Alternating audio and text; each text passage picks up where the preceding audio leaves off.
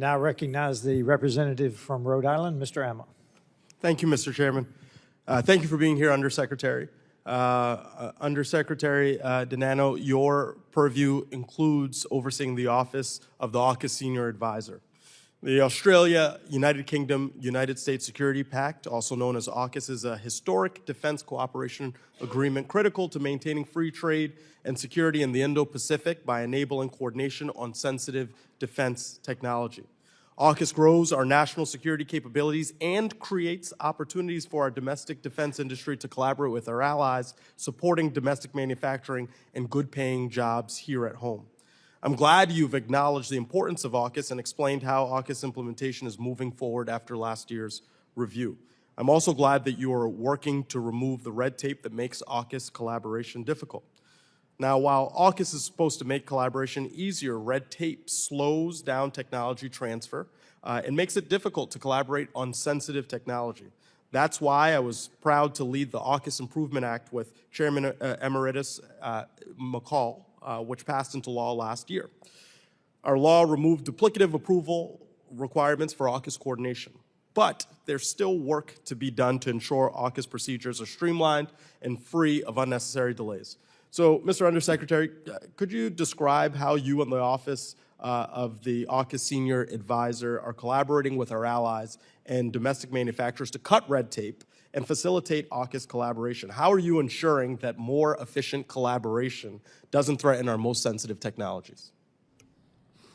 Thanks for the question, sir. Well, let me first address the allied piece. Just last week, I met with our AUKUS coordinator with the Australian AUKUS coordinator. We had a very lengthy and robust exchange about sort of some detailed program milestones, integration. 2 weeks before that, I was in the UK with our AUKUS coordinator. I met with the UK coordinator. So this notion of collaboration is, you actually have to show up and do it. And that's what we do. I mean, at the core of what our mission at the State Department is diplomacy. But tied to the regulatory piece, I think I look at AUKUS as the canary in the coal mine. If we can find out ways, and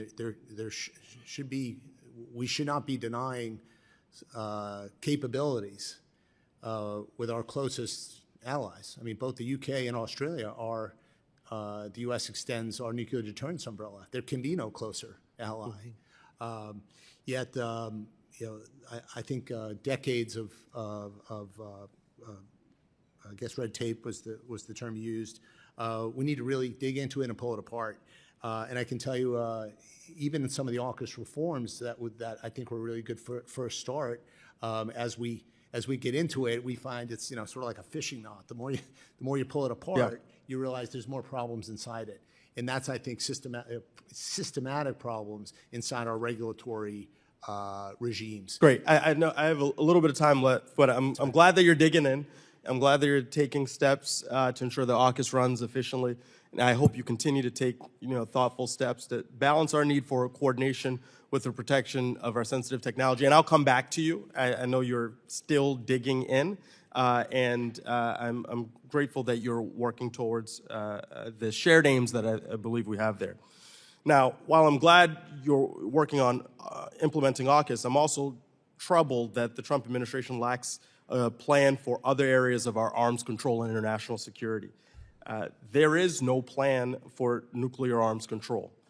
Trump allowed the New START treaty to expire without even attempting to negotiate a new treaty to contain and constrain Russia's nuclear weapons. There is no plan to prevent terrorism before it starts. Secretary Rubio eliminated the Office of Countering Violent Extremism. It seems like that's an important place to be invested right now. And more importantly, and a clear illustration of the lack of planning is the lack of plan for President Trump's catastrophic war of choice in Iran.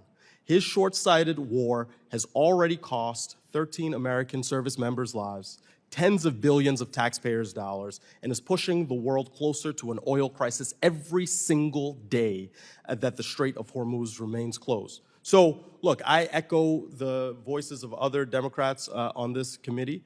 We must have a dedicated hearing with senior administration witnesses to explain the plan for Iran and the decisions that led to this point. It's good that you're here, but it's not enough. And so I hope that's a message that resonates, because we need to hear from the administration on this war of choice that is causing havoc for the American people. With that, I yield back.